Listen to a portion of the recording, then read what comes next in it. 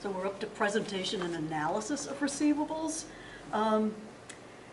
So I think you can pretty much get from the book the basics of how to present the receivables.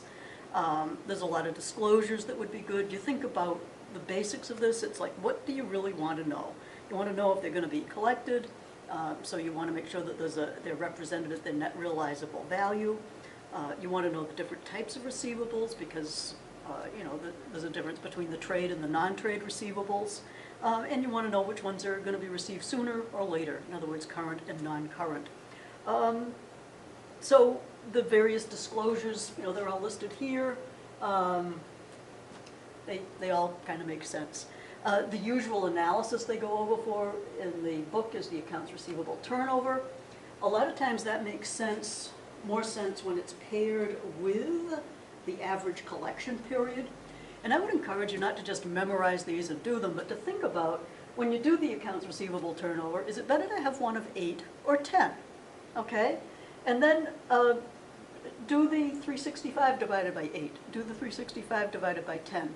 And see which one you like better. As a business owner, you basically said, do you want this to be higher or lower? Do you want to collect your receivables on average faster, in which case you'd have a 10 would be better than 8, or slower? Okay, so those are the basics that the book covers.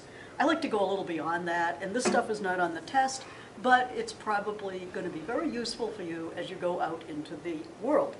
So, and this is where you may not have money to invest now, but you're going through the accounting program here or the business program, and someday you'll have a job and maybe you'll be able to save money and invest. And there's a few things that could make you invest in companies where you won't lose everything you put in. So I have a section called Messing with Accounts Receivable, which, if I wanted to be fancy about it, I could say the audit piece. But anyway, companies have a lot of incentive to smooth their earnings. So in other words, you like to have an earnings per share that kind of goes like this. You don't want an earnings per share that goes like that, okay? And so one way that is done is to just kind of mess with some of the estimates. So maybe the legitimate estimate for bad debt expense and allowance for doubtful accounts would be 200, but you want to hit, or the company wants to hit an earnings target, so we say, we'll just make it 100. Well, obviously your net income goes up, and that changes your earnings per share. And there's all other estimates that can be used to do this. Manipulating your estimates using your estimates to manipulate net income, never okay, according to GAAP. All right? And so that's something that, working in a company, chances are you'll be under pressure to do, and you have to know how to deal with it. Okay, so then if you're looking at a company, there's certain things about the receivables that can be what you would call red flags. And one of these is if you've got the accounts receivable that's increasing while your allowance for doubtful account is decreasing. And this is where you'd look at financial statements over time. And there was one company called Lucent back in the 90s, and their receivables were up 26%, and the allowance accounts were down 11%. And this just gives you their net income ended up being overstated by about $94 million. This was a company that was trying to disguise that it was in financial trouble. And the people who noticed this first and got out did a lot better than those who didn't. Okay, so you can have receivables that are growing faster than sales. You can have receivables that are growing to be a larger and larger percentage of total assets. These are just things you'll look at. How do you spot this stuff? You use your vertical and horizontal analysis you learned about in AC 102. Those are very helpful. Okay, so now I'd also like to move into things that can really happen and why you need to have an understanding of accounts receivable, and kind of why I do that Mitra and her Acura exercise. This is a true story I heard from my friend John the accountant. And there was a local landscape company, you know, right in the area here, doing really well. He was going out, the owner was going out, he had time to drum up business, he had a lot of crews working, he could supervise what they were doing to keep the quality up. And he could do this because he had this really excellent bookkeeper who took care of everything. This guy was great. He did the billings, the collections, the deposits, all the banking, all the office-related activities. He just took care of it all. And so the business was growing, there'd been a lot of money coming in, and things seemed to be going along. This went on for several years. Then one day, well, one week, whatever, the bookkeeper got the flu and was out for a couple of weeks.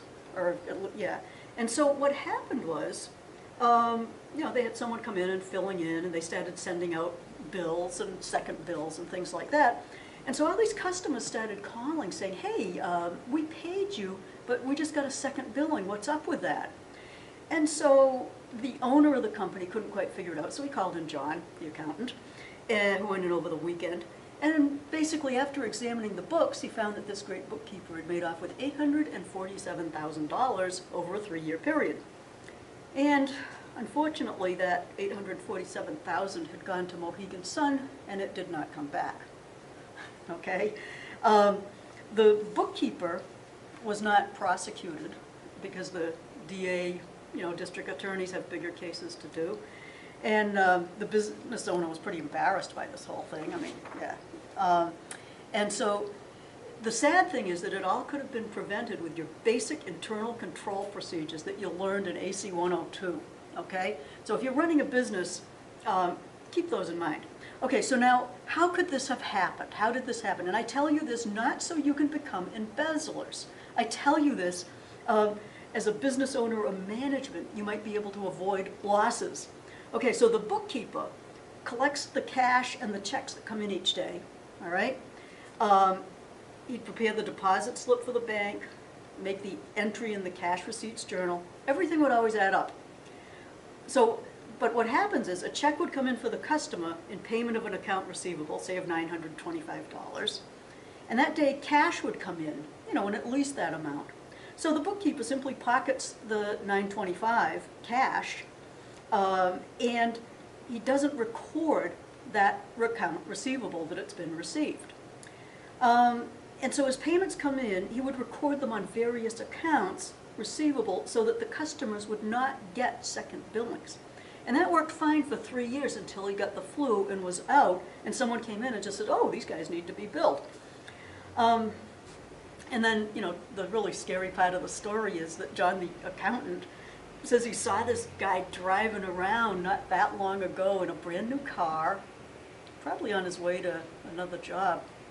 Okay, so it all could have been prevented with basic internal control. So that's sort of presentation and analysis and a little bit of the messing with accounts receivable.